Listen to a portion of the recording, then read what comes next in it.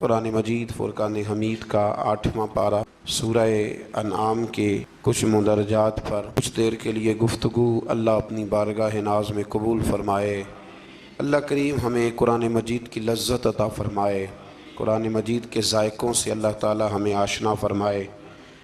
کفار جو تھے وہ رسول اللہ صلی اللہ علیہ وسلم سے طرح طرح کے مطالبات کرتے تھے کہ ہم اس وقت ایمان لائیں گے جب فرشتے ہمارے پاس اتر کے آئیں گے، یا برزخ اور آخرت کے بارے میں جو باتیں آپ ہمیں بتاتے ہیں وہ ہمارے لوگ وہ کہا کرتے تھے کہ لوگ مر جائیں، مر کے زندہ ہوں، ہمیں آ کے بتائیں گے تو پھر ہم وہ باتیں مان لیں گے اور آپ کے دعووں کی تصدیق کریں گے۔ تو قرآن مجید کے 8ویں پارے کی پہلی آیات مبارکہ میں بالکل شروع میں اللہ نے فرمایا یہ تو دعوے جہالت پر مبنی ہے کہ آپ کہیں کہ یہ سارا کچھ پہلے ہمیں کر کے دکھایا جائے۔ دیکھیں نا، برزخ اگر واضح کر دی جائے، قیامت پہلے ہی دکھا دی جائے تو پھر وہ قیامت تو نہ رہی۔ کہتے ہیں جی ہمیں پہلے دکھاؤ، کوئی مر کے آئے ہمیں آ کے بتائے تو پھر وہ دوسرا جہان کیسے رہا۔ تو اللہ کریم نے فرمایا یہ جہالت ہے اور نہ ماننے کے تمہارے بہانے ہیں۔ آپ غور فرمائیں نا کہ ماں کے پیٹ میں 9 مہینے جو شخص رہتا ہے وہ کچھ بتانے کے قابل ہوتا ہے باہر آ کے؟ ایک جہان میں وہ رہا ہے نا، اس نے وقت گزارا ہے۔ تو یہ ان کا بالکل باطل اور جھوٹا دعویٰ تھا، اللہ کریم نے اسے جہالت قرار دیا ہے اور ہیلہ بازی قرار دیا ہے۔ آج بھی بہت سارے لوگ کہتے ہیں کہ اگر چیزیں کھل کے ہمارے سامنے آ جائیں تو ہم ماننے کو تیار ہیں۔ تو بھئی جب کھل کے آ جاتی ہیں نا چیزیں تو پھر عذاب بھی ساتھ آتا ہے، پھر کوئی اگر نہیں مانتا تو اسے سزا بھی فوراً ملتی ہے۔ اللہ سمجھنے کی توفیق دے۔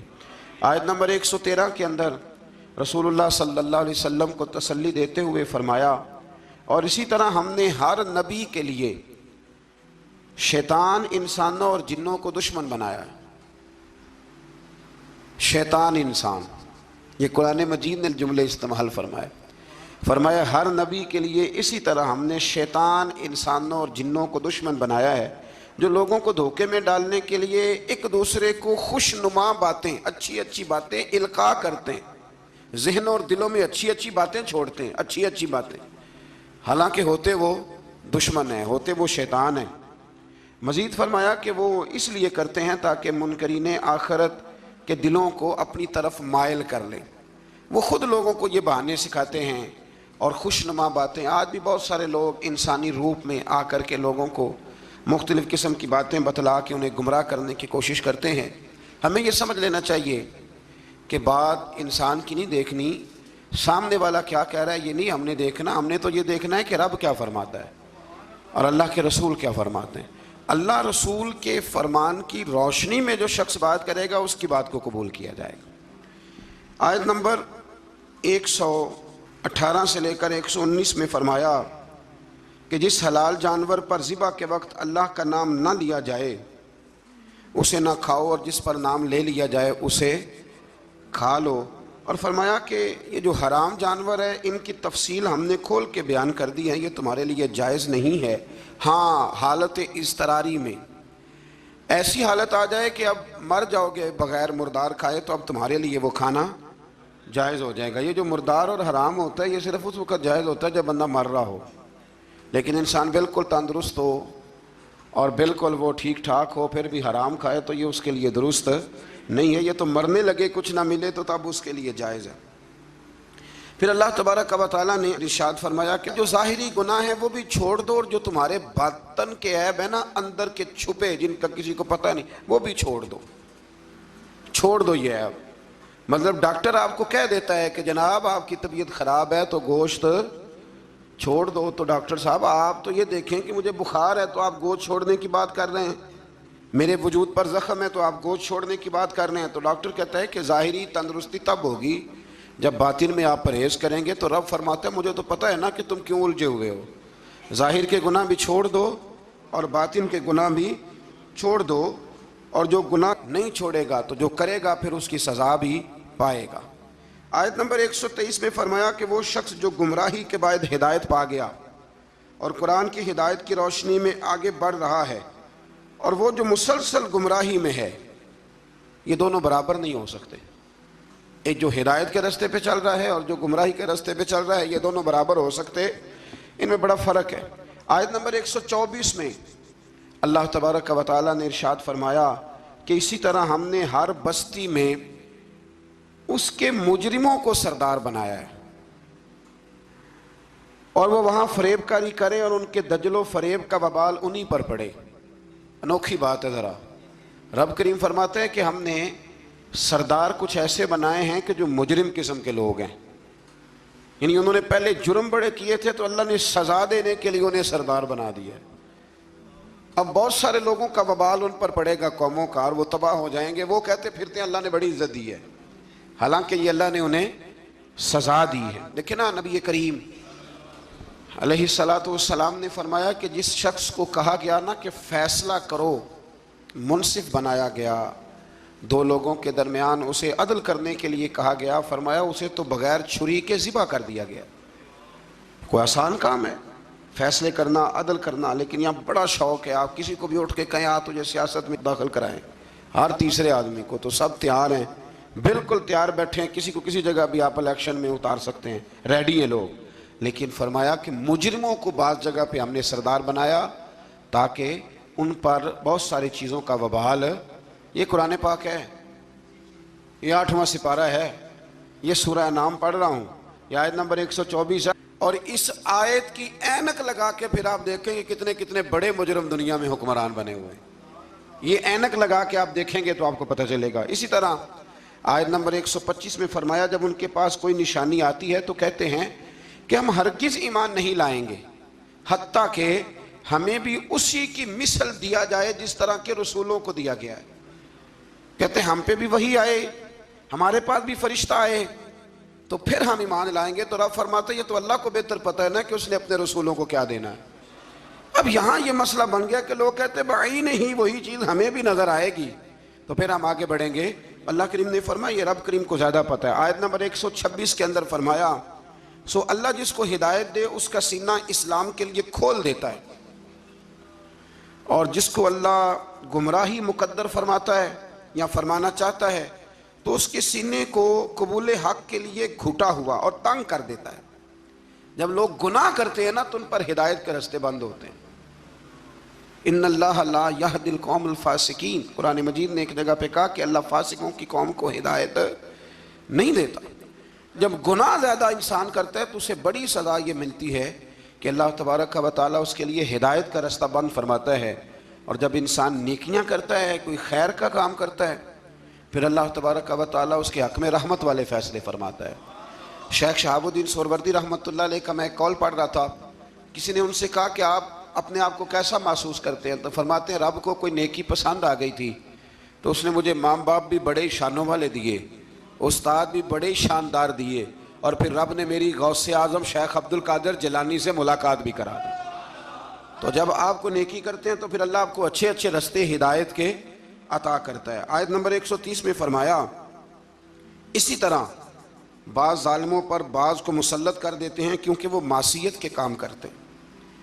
کئی دفعہ ظالم پر ظالم بھی مسلط ہو جاتا ہے، کئی دفعہ ظالم پر جب آنکھیں کھلتی ہیں تو انہیں سمجھ آتی ہے اوہو یہ تو مجھ سے بھی بڑا ظالم ہے، تو مل جاتے ہیں۔ اللہ سچی توبہ کی توفیق عطا فرمائے۔ اسی طرح آیت نمبر 131 اور 32 میں اتمام حجت کے لیے اللہ کریم نے فرمایا کہ اے جنات اور انسانوں کے گروہ، کیا تمہارے پاس رسول نہیں آئے تھے جو تم پر میری آیات بیان کرتے اور تمہیں اس قیامت کے دن کی ملاقات سے ڈراتے؟ وہ کہیں گے ہم خود اپنے خلاف گواہی دیتے ہیں، خود کہیں گے کہ ہاں ہم گواہی دیتے ہیں کہ ہم نے غلط کیا، اور انہیں دنیا کی زندگی نے فریب میں مبتلا کر رکھا ہے۔ یہ گواہی اس وجہ سے دی گئی کہ آپ کا رب بستیوں کو ظلماً ہلاک کرنے والا نہیں ہے۔ فرمایا پہلے اللہ ان سے گواہی طلب کرے گا کہ رسول آئے، تمہیں ڈرایا، وہ مانیں گے، اور قرآن یہ فرماتا ہے کہ اپنے خلاف گواہی دیں گے۔ اب اللہ تبارک و تعالیٰ انہیں سزا دے گا، اللہ کسی پر ظلم نہیں کرتا۔ آیت نمبر 137 میں مشرکین عرب کی جہالت کا ذکر ہے۔ جو فصل اللہ تعالیٰ اگاتا ہے اور جو مویشی اللہ پیدا فرماتا ہے، ان میں اللہ تعالیٰ کے ساتھ بتوں کو شریک کرتے، بلکہ بتوں کے حصے کو ضروری اور مقدس سمجھتے۔ اسی طرح اولاد کو قتل کرنا بھی مشرکین کی جہالت ہے۔ آیت نمبر 140 اور 141 میں اس بات کا بیان ہے کہ کفار و مشرکین نے زمانہ جاہلیت میں اپنے جانوروں اور اپنے کھیتوں کو 3 حصوں میں تقسیم کر دیا تھا۔ تو ان آیات میں اللہ نے فرمایا 3 حصوں میں انہوں نے بانٹ دیا تھا۔ وہ مویشی اور کھیت جن کے متعلق وہ کہتے تھے کہ ان سے نفع اٹھانا کسی شخص کے لیے جائز نہیں ہے، یہ ان کے باطل معبودوں اور بتوں کے لیے مخصوص ہیں، ان کو وہی شخص کھا سکتا ہے جس کو ہم کھلانا چاہیں، اور ان کو صرف وہی مرد کھا سکتے ہیں جو بتوں کی خدمت پر مامور ہوں۔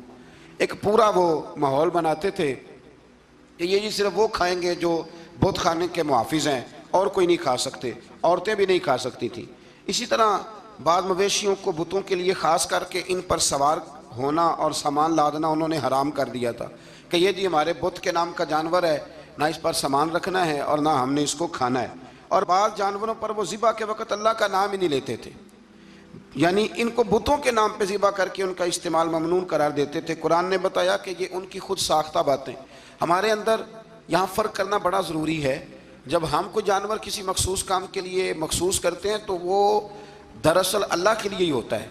کسی بزرگ کو صرف اس کا اصحال ثواب ہو سکتا ہے، اس سے زیادہ اس کی کوئی حیثیت نہیں ہے۔ جس طرح آپ کہتے ہیں کہ ولیمے کے لیے بکرا رکھا ہوا ہے، عقیقے کے لیے رکھا ہوا ہے، ہاں کچھ باتیں غلط ہیں، وہ نہیں ہونی چاہیے۔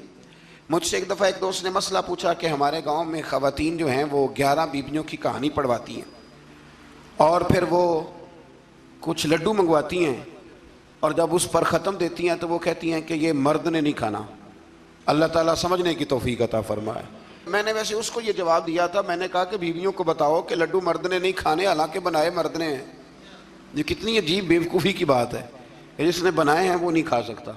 تو یہ اس قسم کی لایانی بے معنی باتیں نہیں ہونی چاہیے۔ عورتوں کو ہمیشہ یہ سمجھنا چاہیے کہ نہ تو وہ کسی کا معجزہ پڑھوا سکتی ہیں، نہ 10 بیویوں کی کہانی پڑھا سکتی ہیں۔ انہوں نے جب بھی پڑھانی ہے سورہ یاسین پڑھوانی ہے، سورہ رحمان پڑھوانی ہے، سورہ ملک کی تلاوت کرانی ہے، سورہ بقرہ پڑھانی ہے، قرآن مجید کو پڑھانا ہے۔ اور بڑا دل کرے کہ قرآن مجید کے بعد بھی ہم نے کچھ پڑھانا ہے تو پھر وہ میرے رسول اللہ پہ درود پاک پڑھوائیں، پھر نبی کریم کی ذات پر درود شریف پڑھائیں۔ آیت نمبر 142 سے لے کر 147 میں اللہ تعالیٰ نے پھلوں، کھیتوں، جانوروں کے ذریعے جو نعمتیں عطا کی تھیں ان کا ذکر فرمایا ہے، اور کہا ہے کہ اللہ تعالیٰ کی ان نعمتوں کو کھاؤ پر اسراف نہ کرو، فضول خرچی نہ کرو، اور شیطان کے نقش قدم پہ نہ چلو۔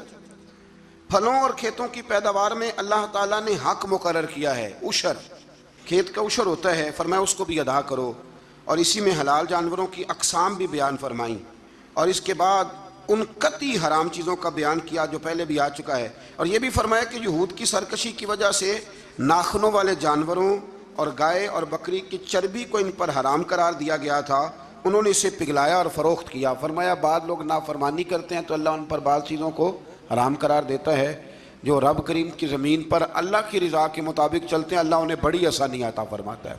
آپ یقین کریں کبھی جب ہم پڑھتے ہیں نا پرانی قوموں کے حالات اور ان کے معاملات اور پھر امت مسلمہ کو دیکھتے ہیں تو آپ یقین کریں اللہ تعالیٰ نے ہمیں بڑا ہی آسان دین عطا فرمایا ہے، بڑی آسان شریعت اور بڑا میٹھا ٹھنڈا طریقہ دین پر عمل کرنے کا۔ ہم بلا وجہ الجھ جاتے ہیں، بڑا سونا بڑا ٹھنڈا دین اللہ نے ہمیں عطا فرمائے۔ رب کریم ہمیں اس پر پورے عمل کی توفیق عطا فرمائے۔ آیت نمبر 149 میں فرمایا کہ ہر دور کے منکرین جو انکار کرنے والے تھے ایک نفسیاتی حربے کو بیان کیا۔ وہ جو کچھ بھی کر رہے ہیں کہ یہ اللہ کی مشیت ہے، اگر وہ نہ چاہتا تو ہم یہ سب کچھ نہ کر پاتے۔ یہ اکثر لوگ کہتے ہیں کہ اگر اللہ نہ چاہتا تو ہم یہ کام نہ کرتے۔ یہ ایک نفسیاتی حربہ ہے کہ اللہ نے طاقت دی ہے نا جی، تو یہ ایک نفسیاتی، اس کا بیان اللہ کریم نے یہاں ان آیات مقدسہ میں فرمایا۔ در حقیقت بات یہ ہے کہ اللہ کی مشیت اور ہے اور اس کی رضا اور ہے۔ مثلا مجرم کو سزا دینا اس کی مشیت ہے، لیکن اس کی رضا میں ہے کہ کوئی اس کی نافرمانی نہ کرے۔ اگر سب کو جبری طور پر اطاعت کے رستے پر ڈالنا اللہ تعالیٰ کی مشیت ہوتی تو پھر کسی کی مجال نہ ہوتی کہ اس کا حکم نہ مانے۔ لیکن نا مشیت اور ہوتی ہے، رضا اور ہوتی ہے۔ اللہ کی یہ رضا نہیں کہ اس کے بندے دوزخ میں جائیں، لیکن اس نے قانون بنایا ہے اگر تم نافرمانی کرو گے تو دوزخ میں، تو یہ رضا نہیں، یہ اللہ کی مشیت۔ تو یہ اللہ نے طاقت نہیں دی لوگوں کو، اس لیے نہیں دی تھی کہ وہ ظلم کریں، لیکن اگر انہوں نے ظلم کیا ہے تو اب انہیں سزا بھی ملے گی۔ تو یہ شخص نہ کوئی کہے کہ وہ اللہ کی دی ہوئی طاقت سے معاذ اللہ، یہ بہت سارے لوگ بیوقوفی والی باتیں کرتے ہیں۔ ایک دفعہ بزرگوں نے لکھا ہے کہ ایک شخص جو تھا وہ کسی کے باغ سے روز پھل توڑ کے کھا جایا کرتا تھا. تو مالک بڑا سیدھا سادہ تھا. تو مالک اس کو کہتا کہ بھئی تو روز میرے باغ سے پھل توڑ کے کھاتا ہے. تو وہ کہتا باغ بھی اللہ کا ہے, زمین بھی اللہ کی ہے, اور میں بندہ بھی اللہ کا ہوں. وہ چپ کر جاتا, سادہ آدمی تھا. بہت سارے لوگ کہتے ہیں نا نہیں آ کے. ایک صاحب مجھے کہنے لگے جی کل میرے ساتھ بڑا عجیب معاملہ ہوا. ایک بندے نے مجھے کہا تجھے قسم ہو اللہ کی جو جیب میں ہے سارا کچھ دے دے. اور میں نے کہا نہیں دینا چاہیے. تو وہ مجھے مشورہ دینے لگا, کہنے لگا حضرت جی اس نے اللہ کی قسم دی تھی. تو میں نے کہا مکان کتنے مرلے کا تیرا؟ کہنے لگا ہے 10 مرلے کا. کتنے کا ہے؟ کہنے لگا جی اللہ کا شکر ہے 60-70 لاکھ کا ہوگا. میں نے کہا ایک بندہ بلاؤں تجھے قسم دے تو اس کے نام رجسٹری کر دینا. کہنے لگے نہیں یہ نہیں ہو سکتا. تو میں نے کہا یہ کیسی کچی بات ہے کہ 500-700 کے لیے تجھے یاد ہے کہ یہ جائز ہے. لیکن وہ میرے دادا جی ایک بات کہا کرتے تھے, وہ دیہاتی لوگ ہوتے تھے تو دیہات کی مثالیں کئی دفعہ بڑی یاد رہ جاتی تھی. وہ کہا کرتے تھے کہ دودھ میں اور لسی میں مکھی گر جائے تو عورتیں اسے پھینک دیتی ہیں, لیکن اگر مکھن میں گر جائے نا تو پھر اس کو پھینکتی نہیں بلکہ مکھی نکال لیتی ہیں, کیونکہ گھی مہنگا ہوتا ہے نا تو لسی سستی ہوتی ہے. تو آپ چیزوں کو سمجھیں کہ ہمارا رویہ بڑا عجیب ہے معاملات کو سمجھنے کے حوالے سے. وہ بندہ بھی کہتا کہ جناب یہ پھل بھی اللہ کے تو باغ بھی اللہ کا تو میں بندہ بھی اللہ کا. بھولا آدمی تھا بیچارہ, چپ کر جاتا, کہتا تو ٹھیک ہے نا کہ پنجابی چاکی دا سی لبی شے خدا دی نہ تیلے دی, ختم ہو گئی بات. حالانکہ وہ کسی کی ہوتی ہے, تیلے پا دی کیوں نہیں ہوتی جی, وہ کسی دی حیثیت تانڈی کی ہے نا. لیکن بس ہمارا ذوق بن جاتا ہے کہ قابو آ گئی ہے تو قابو کرو معاذ اللہ. تو وہ بیچارہ بڑا پریشان تھا. تو ایک دن اس نے نا اپنے ایک شہر کے عالم سے بات کی. اس نے کہا کہ جناب وہ میرے ساتھ تو بڑی مصیبت بن گئی ہے. وہ روز پھل توڑ کے لے جاتا ہے اور کہتا ہے زمین بھی اللہ کی, باغ بھی اللہ کا, کھانے والا بندہ بھی اللہ کا. تو عالم کہنے لگے میں بھی تمہیں نسخہ دیتا ہوں, کل اس پہ استعمال کرنا. میں کہا ٹھیک ہے جی. وہ وقت پہ آ گیا باغ کا مالک. تو جب وہ آیا نا پھل توڑنے, اس نے پھل بڑے سیر ہو کے کھائے. اس نے کھانے کا موقع دیا. جب وہ فارغ ہو گیا اس نے اس کو رسی کے ساتھ درخت کے ساتھ باندھ لیا اور ڈنڈا پکڑ لیا. اور جب مارنے لگا تو کہنے لگا یہ کیا؟ کہنے لگا یہ چھڑی کی توفیق بھی اللہ کی, رسا بھی اللہ کا, باندھنے والا بندہ بھی اللہ کا. اب تجھے جو پھینٹی لگے گی وہ بھی اللہ کی دی ہوئی طاقت سے لگے گی معاذ اللہ. اب تو کھا. وہ کہنے لگا معاف کر دو, آج کے بعد یہ کام نہیں کروں گا. تو کہتے ہیں جی مشیت ہے جی اللہ کی, اللہ نہ کرتا معاذ اللہ تو ہم. تو یہ ایک نفسیاتی جھوٹ ہے, اس کو آپ سمجھ لیں, آپ اس پر غور فرمائیں. تو یہاں بہت سارے لوگ یہ ظلم کرتے ہیں اور دین کی حدوں کو پامال کرتے ہیں. اللہ تعالی ہمیں سمجھنے کی توفیق عطا فرمائے. آیت نمبر 152 سے لے کر 161 تک میں اللہ تعالیٰ نے فرمایا غالباً 9 باتوں کا حکم دیا ہے. سب سے پہلے ارشاد فرمایا کہ اللہ کے ساتھ کسی کو شریک نہ ٹھہرانا.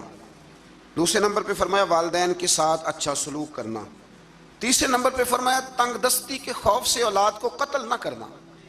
اب تو بڑے بڑے لوگ عالم فاضل ہو کے کہتے ہیں بچے تھوڑے پیدا کرو, حالانکہ میرے نبی کریم علیہ السلام نے فرمایا اس عورت سے نکاح کرنا جو محبت زیادہ کرنے والی ہو اور بچے زیادہ پیدا کرنے والی ہو. تو یہاں معیار کیا ہے؟ تنگ دستی کے خوف سے اولاد کو قتل نہ کرو. اور فرمایا ظاہری اور چھپی ہوئی ہر قسم کی فحاشی سے بچو. اور نمبر 5 پہ فرمایا قتل ناحق نہ کرو. نمبر 6 پہ فرمایا یتیم کا مال ناجائز طریقے سے نہ کھاؤ. اور نمبر 7 فرمایا لین دین میں ناپ تول پورا کرو. 8 پہ فرمایا بلا تمیز سب کے ساتھ انصاف کرو. اور نمبر 9 میں ارشاد فرمایا کہ اللہ کے ساتھ کیے ہوئے وعدے کی پاسداری بھی کرو.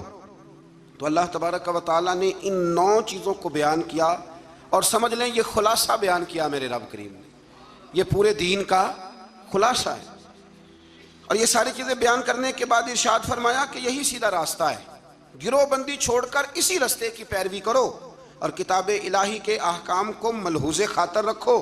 اور جو لوگ ایمان لانے کے لیے نشانیاں طلب کرتے ہیں ان کے پاس فرشتے آئیں یا اللہ تعالیٰ خود آئے یا اس کی کوئی نشانی آئے. قرآن نے بتایا کہ جس دن عالم غیب کی نشانیاں آئیں گی تو پھر ان منکرین کے لیے ایمان لانا بھی نفع بخش نہ ہوگا. جو دیکھ کر کلمہ پڑھے گا فرعون کی طرح اس کا کلمہ پھر قابل قبول نہیں ہوگا. یہ تو قابل قبول تب ہے کہ یؤمنون بالغیب, یہ تو بغیر دیکھے ایمان لیا. اور یہ بھی فرمایا کہ اے رسول جنہوں نے دین کو گروہوں میں بانٹ دیا ہے آپ کا ان سے کوئی تعلق نہیں ہے. جنہوں نے بانٹ دیا اللہ تبارک و تعالیٰ کے دین کو یہودیوں نے عیسائیوں نے تقسیم کر دیا. آیت کے اندر اللہ تبارک و تعالیٰ نے حقیقت ایمان, روح ایمان اور مسلمانوں کے مقصد حیات کو بیان فرمایا۔ یہ آیت پورے دین کا لب لباب ہے، نماز، روزہ، حج، زکوٰۃ، وضو، غسل، صدقات، خیرات، عبادات، ان سب کا نچوڑ ہے۔ فرمایا کل، اے محبوب فرما دے۔ جو بڑی پیاری باتیں تھیں وہ اللہ نے محبوب سے کل کہہ کے سنی ہے۔ کہا محبوب ذرا کہو کیا، ان صلاتی و نسکی و محیای و مماتی للہ رب العالمین۔ فرمایا محبوب فرما دیجئے کہ بے شک میری نماز، میری قربانیاں، میرا دنیا میں ظاہری طور پہ رہنا یا میرا پردہ کر جانا سب اس رب کے لیے ہے جو تمام جہانوں کے پالنے والا ہے۔ یہ لب لباب ہے۔ حضرت مجدد الفسانی رحمۃ اللہ علیہ فرمایا کرتے تھے 3 چیزوں کا نام دین ہے: علم، علم پر عمل، اور عمل میں اخلاص، ریاکاری نہ ہو۔ فرمایا 3 کام کر لے تیرا دین مکمل ہو جائے گا۔ ختم ہو گئی بات۔ آگے پھر سورہ اعراف شروع ہوتی ہے۔ اعراف کے معنی بلندی کے ہیں، اس کا معنی جاننا اور پہچاننا بھی ہے۔ اصحاب اعراف کے بارے میں ایک قول تو یہ ہے کہ ان کی نیکیاں اور گناہ برابر ہوں گے، ان کا مقام جنت اور دوزخ کے درمیان ہوگا۔ یہاں یہ وہ لوگ ہیں جو اہل جنت اور اہل جہنم کو پہچاننے والے ہوں گے۔ یہ اعراف والے نا، ایک جنتی ایک جہنمی، اور درمیان میں اعراف، یعنی جس کی ایک گناہ زیادہ ہو گئے تو جہنم میں گیا، اور جس کی نیکیاں زیادہ ہو گئی اللہ کے فضل سے وہ تو جو کچھ برابر برابر والے ہیں ان کے لیے مقام اعراف ہے، ان کے لیے مقام اعراف ہے۔ اور کچھ نہ لکھا ہے نہیں، یہ تو بلند مقام ہے، یہاں تو اللہ فرشتوں اور نبیوں کو جگہ عطا فرمائے گا۔ بعض مفسرین نے یہ قول بھی بیان فرمایا۔ اس سورہ مبارکہ کی ابتدا میں سرکار دو عالم صلی اللہ تعالیٰ علیہ وسلم کو تسلی دی گئی کہ آپ کفار کے ظلم سے، بے وفائی سے اور ان کے سخت رویے سے تنگ دل نہ ہوں، بلکہ آپ اپنا فرض ادا کرتے رہیں اور کتاب مقدس کی تبلیغ بھی آپ کرتے رہیں اور سرگرم ہو کے کرتے رہیں۔ ان سے آپ کو پریشان ہونے کی ضرورت، یعنی اس کا معنی یہ ہے کہ رب کریم آپ کے پیغام کو پوری دنیا میں پھیلا دے گا۔ گھوڑا جب دوڑتا رہتا ہے تو وہ اپنی منزل تک پہنچ جاتا ہے، لیکن جو جھاڑیاں اس کے پیروں کو لگتی ہیں وہ لگتی تو ہیں، لیکن اگر وہ چلتا رہے تو وہ نیچے ہی رہ جاتی ہیں۔ تو یہ نبی پاک کے وسیلے سے مجھے تو یوں لگتا ہے رب نے ہمیں سمجھایا ہے کہ تم نہ اپنا کام کرتے رہو، کسی کے سخت رویے کو ملحوظ خاطر لانے کی کوئی ضرورت ہے۔ اس سے آگے آیت نمبر 5 کے اندر اللہ کریم نے بتایا ہے کہ بعض بستیوں میں دوپہر کو سوتے ہوئے عذاب آیا، اور جب عذاب آیا تو پھر ان کے مکینوں نے اقرار کیا کہ ہاں ہم ظالم ہیں، یہ ہمارے ظلم کی وجہ سے آیا۔ قیامت کے دن اعمال کا وزن کیا جانا حق ہے، وزن کیا جائے گا۔ جن کی نیکیوں کا پلڑا بھاری ہوگا وہ فلاح پائیں گے اور کامیاب ہوں گے، اور جن کی نیکیوں کا پلڑا ہلکا ہوگا وہ نقصان اٹھانے والوں میں سے ہوں گے۔ آج میں زمین میں انسان کے آباد کرنے اور ذرائع معاش مہیا کرنے کی نعمتوں کا ذکر فرمایا، اور فرمایا بہت کم لوگ ہیں جو شکر ادا کرتے ہیں، بڑے کم ہیں جو شکر ادا۔ اللہ فرماتا ہے شکر ادا کرنے والے تھوڑے ہیں، اور ناشکری کرنے والے، آٹومیٹک بات ہے، ناشکری کرنے والے۔ اچھا وہ کبھی کبھی میں سوچتا ہوں کہ کبھی رجیا بندہ ملے نا، کوئی پیسے ہیں تو پاکستان میں جو لوگ دنیا کے مالداروں میں شامل ہو گئے ہیں نا، پاکستان کے نہیں، ایشیا کے نہیں، دنیا کے مالداروں میں، ان کے کاروبار بھی ابھی جاری ہیں، اور ابھی تک انہوں نے جھاڑو پکڑا ہوا ہے پیسے جمع کرنے کا، سیر ہونے کا کوئی جگہ، کوئی مقام۔ آپ یقین کریں، ایک مشورہ چھوٹا سا، اس پہ عمل کر کے دیکھیں، کبھی نہ زندگی میں، کبھی اللہ کی رضا کے لیے تھوڑی دیر کے لیے پیسوں کے دولت کے چکر سے نکل کے بھی دیکھیں، فقط شکر والا ذہن بنائیں۔ یعنی میری رائے یہ ہے کہ رمضان المبارک کا الحمدللہ 2 دن رہ گئے پہلا عشرہ ختم ہونے میں، یہ 2 دن پورے، صرف 2 دن، زیادہ کی طلب نہیں کرنی، بس جتنے پچھلے ملے ان پہ صرف شکر ہی کرنا ہے۔ اور بھائی سنو، فضل کی طلب تو ہر وقت کرنی ہے، لیکن پچھلے کا شکر ادا کریں۔ لئن شکرتم لازیدنکم، شکر کرنے سے نعمتیں محفوظ ہو جاتی اور اللہ ان میں اضافہ فرما دیتا ہے۔ اللہ سمجھنے کی توفیق عطا فرمائے۔ آیت نمبر 12 سے لے کر 28 تک پھر حضرت آدم علیہ السلام اور جناب حوا کا واقعہ، پھر شیطان کی وہ ساری بات۔ یہ واقعہ قرآن پاک میں کم و بیش 7 جگہ پہ بیان ہوا ہے۔ یہاں بھی بیان کیا گیا کہ اللہ تعالیٰ نے اس کو کہا سجدہ کر، پر اس نے سجدہ نہ کیا، اور نہ کرنے کے بعد پھر اس نے یہ کیا کہ حضرت آدم علیہ السلام کے پاس گیا اور ان سے بھی اجتہادی خطا کرائی۔ میں جو لفظ بول رہا ہوں اس پر غور کریں، اجتہادی خطا، یہ لفظ آپ نے یاد رکھنا ہے۔ یہ حضور نے فرمایا کہ مجتہد جو ہوتا ہے نا، جو بالغ نظر ہوتے ہیں لوگ، جن کی پوری نظر ہوتی ہے معاملات پہ، وہ اگر کبھی بھول جاتے ہیں تو اس کا مطلب ہے کہ وہ چیزوں کو سمجھنے میں کسی جگہ ان سے اگر بھول ہو گئی تو اللہ اسے ان کی سزا نہیں دیتا، بلکہ وہ ایک اجتہادی خطا ہے، خلاف اولا ہے۔ یہ کام حضرت آدم علیہ السلام سے بھی ہو گیا۔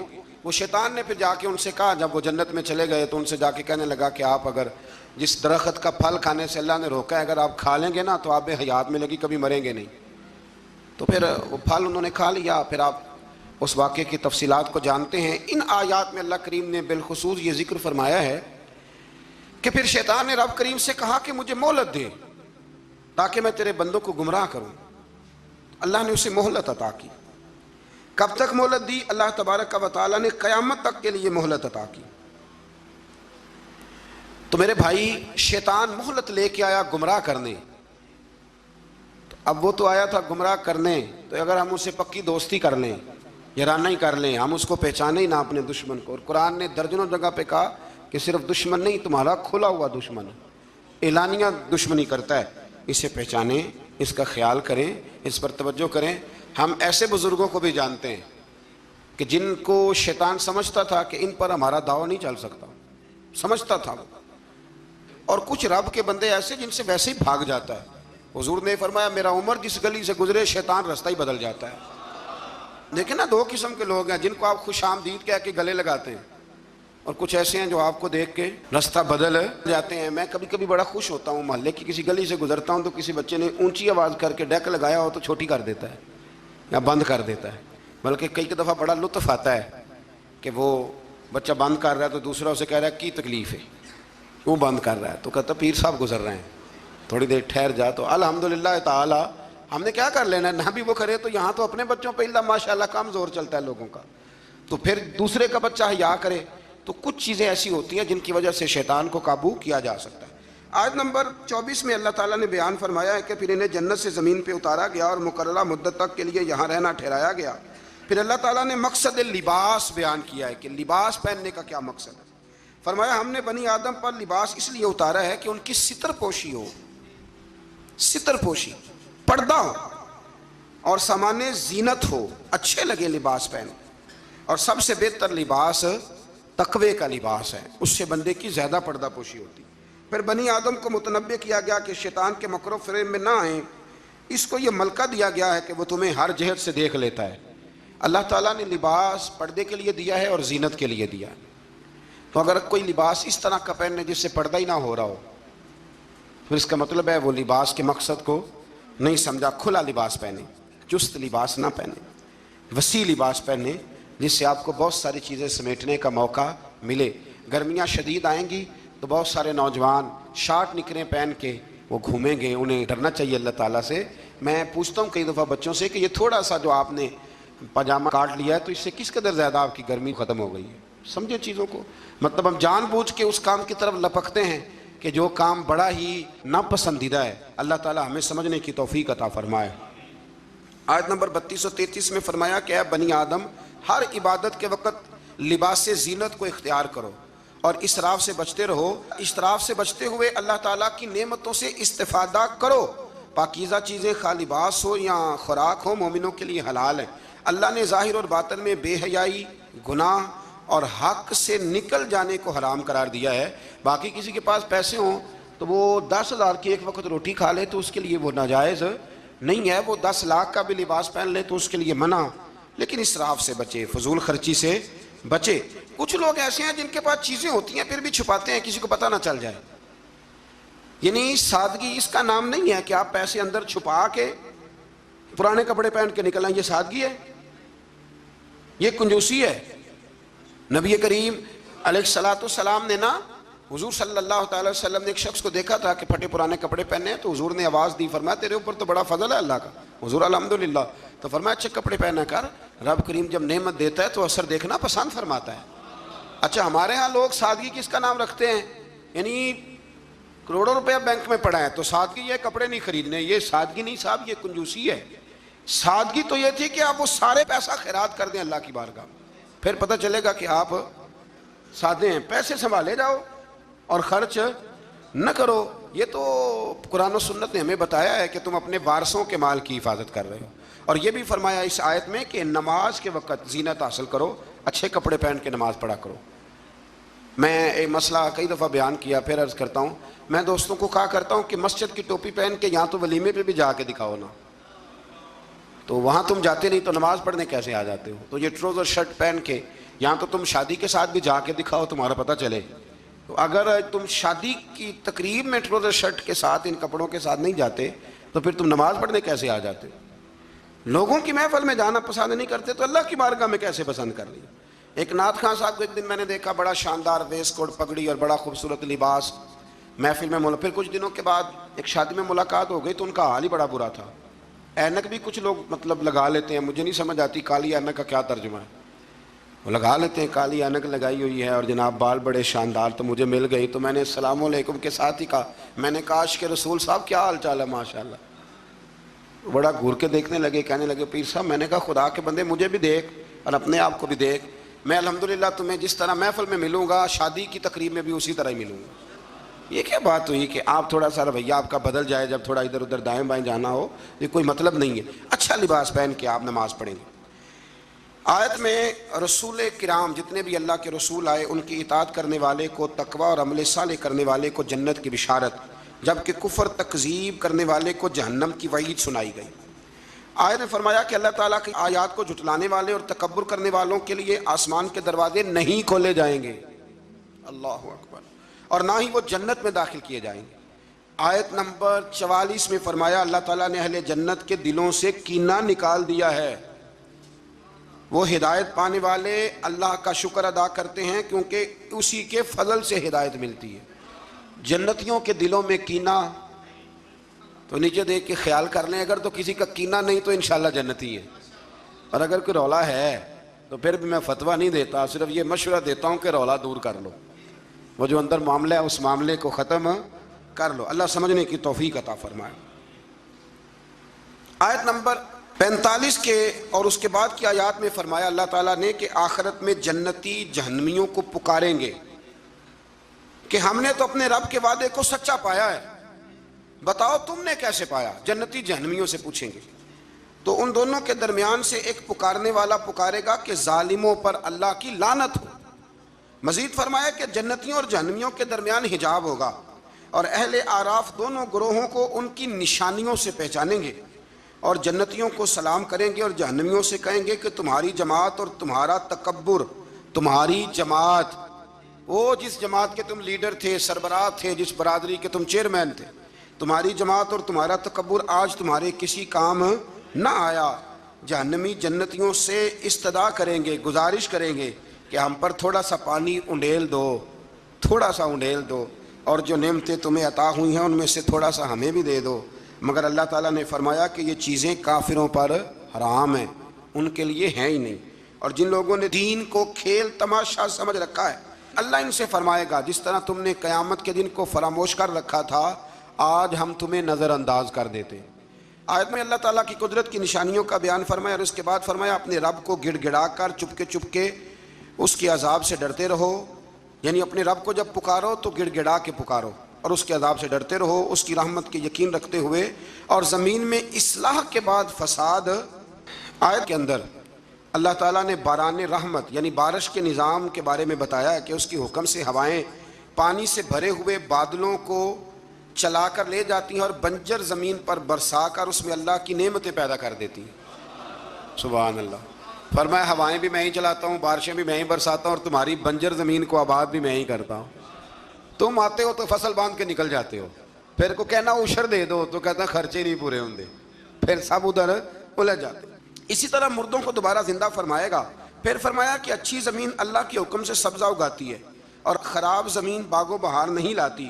یہ مثالیں دے کے قرآن یہ بتاتا ہے کہ انسان کے دل و دماغ کی زمین کا حال بھی ایسا ہی ہے، یعنی پاکیزہ دل و دماغ میں ایمان قرار پاتا ہے اور اعمال کے ثمرات پیدا ہوتے ہیں، جبکہ خبیث دل و دماغ میں خیر کے پھل اور پھول پیدا نہیں ہوتے۔ کہتے ہیں جی میں تو بڑا عرصہ رہا ہوں پر مجھے تو وہاں سے کچھ نہیں ملا، تو اگر آپ پلستر کرا کے گئے ہوں دل پہ سیمنٹ کا تو پھر کیسے ملے گا؟ کچھ ایسے بھی ہوتے ہیں، کوئی آیا اور لے کے چلا گیا، ہاں زمین سرسبز و شاداب ہونی چاہیے. ابو جال نے نا پکی چپس کرائی تھی، اوپر ٹائلیں لگوائی ہوئی تھی، تو سامنے آیتیں آتی رہیں پر اسے کوئی اثر نہ ہوا. خواجہ اویس کرنی نے دیکھا بھی نہیں، زیارت بھی نہیں کی.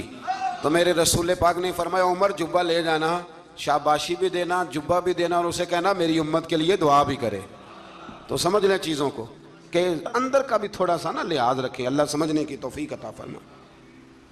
آیت نمبر 60 میں حضرت نوح علیہ السلام اور ان کی قوم کے حالات بیان کیے گئے کہ ان کی قوم کے سرداروں نے کہا کہ معاذ اللہ آپ تو کھلی گمراہی پہ ہیں. سردار نبی کو کہہ رہے ہیں کہ آپ گمراہ ہو گئے.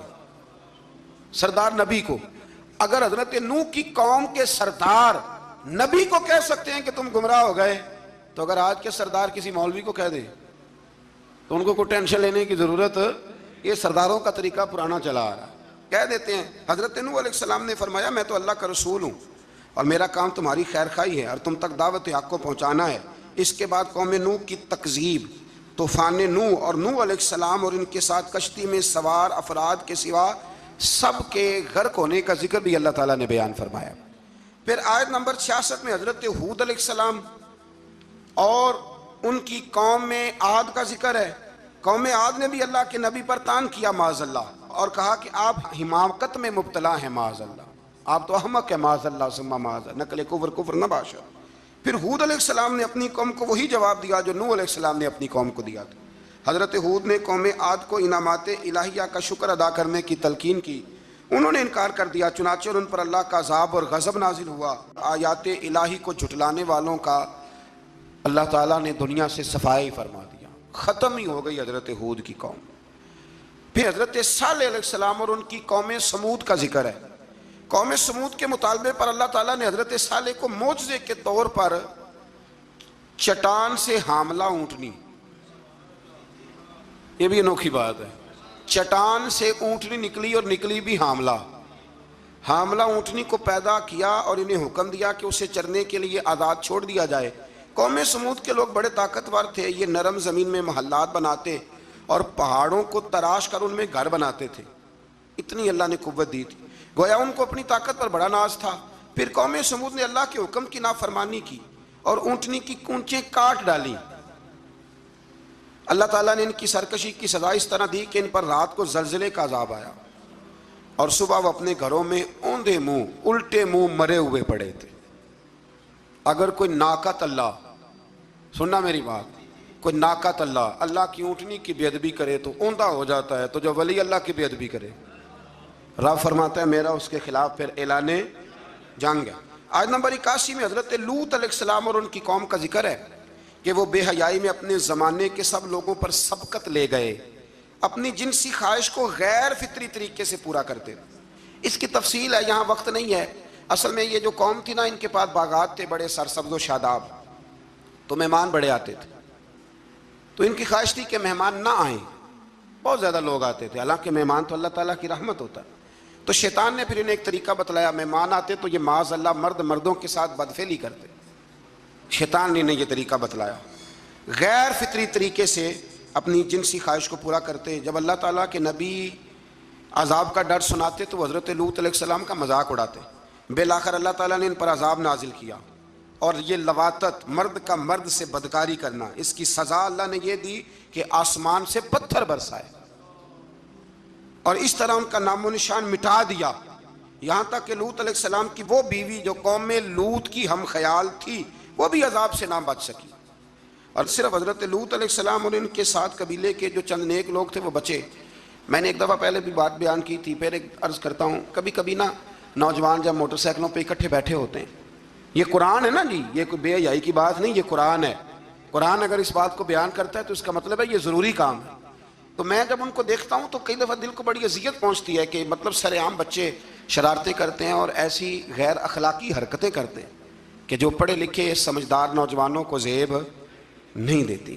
ان کو سمجھنا چاہیے، خیال کرنا چاہیے. میں نے پہلے بھی ایک دفعہ کہا تھا لیکن مسئلہ بتانا میری ذمہ داری ہے. بغیر داڑھی کے جو خوبصورت لڑکا ہوتا ہے اسے امرد کہا گیا. امرد یعنی اس کا حکم اسی طرح جس طرح آپ کسی عورت کو بے پردہ دیکھتے، وہ امرد ہے بغیر داڑھی. اور حضرت سیدنا حسن بصری کے پاس ایک نوجوان آیا تو وہ رو پڑا آپ نے فرمایا کیوں روتے ہو؟ کہنے لگا حضور میں بڑا پکا حافظ تھا، میں نے 12-14 مصلے قرآن پاک کے سنائے۔ فرمایا پھر کیا ہوا؟ کہنے لگا حضور اللہ نے سزا دی ہے، میں قرآن بھول گیا ہوں۔ فرمایا کس طرح؟ فرمانے لگے کہ بے ریش بغیر داڑھی والے خوبصورت لڑکے کو گندی نظر سے دیکھ بیٹھا تھا، اللہ نے یہ مجھے سزا دی۔ پھر حضرت حسن بصری نے طریقہ بتلایا، پھر اس نے توبہ کی۔ تو سمجھ لیں کہ یہ اتنا برا فعل ہے کہ یہ کرنے والے پر آسمان سے پتھر برستے ہیں۔ حضرت لوط کی قوم پر تو آج اگر قوم یہ کام کرے، ہم جنس پرستی، عورتوں کا عورتوں کے ساتھ، شادی ہونے تک کے واقعات، عورت کے عورت کے ساتھ، مرد کے مرد کے ساتھ، لوگ اس کو آزادی کا نام دے رہے ہیں۔ یہ آزادی نہیں، یہ بے حیائی ہے، یہ فحاشی ہے، یہ عریانی ہے۔ اللہ تعالیٰ ہمیں سمجھنے کی توفیق عطا فرمائے۔ پھر آخر میں آیت نمبر 86 میں اللہ تعالیٰ نے اس پارے کی جو آخری آیات ہیں اس میں اللہ تعالیٰ نے حضرت شعیب علیہ السلام اور ان کی قوم کا ذکر فرمایا۔ قرآن نے بیان کیا کہ ان کی ناپاک خصلتیں یہ تھی کہ وہ ناپ تول میں ڈنڈی مارتے تھے، یعنی رمضان المبارک کے اندر بھی مقناطیس نکل آتا ہے ترازوؤں کے نیچے سے، رمضان میں آپ سمجھ لیں مقناطیس نکل رہا ہے ترازوؤں کے نیچے، یہ حال ہے۔ ڈنڈی مارتی تھی شعیب علیہ السلام کی قوم، اور دوسروں کی چیزیں کم تول کے دیتے تھے، اور راستے میں بیٹھ کر اہل ایمان کو ڈراتے اور انہیں راہ راستے روکتے۔ انہیں بھی کہا گیا کہ فساد فی الارض سے باز آؤ اور اپنی پہلی سرکش امتوں کا انجام دیکھ لو، لیکن وہ بھی باز نہ آئے تو پھر اللہ نے ان پر بھی عذاب نازل فرمایا۔ اللہ تعالیٰ آسانی عطا کرے۔ آخر دعوانا الحمد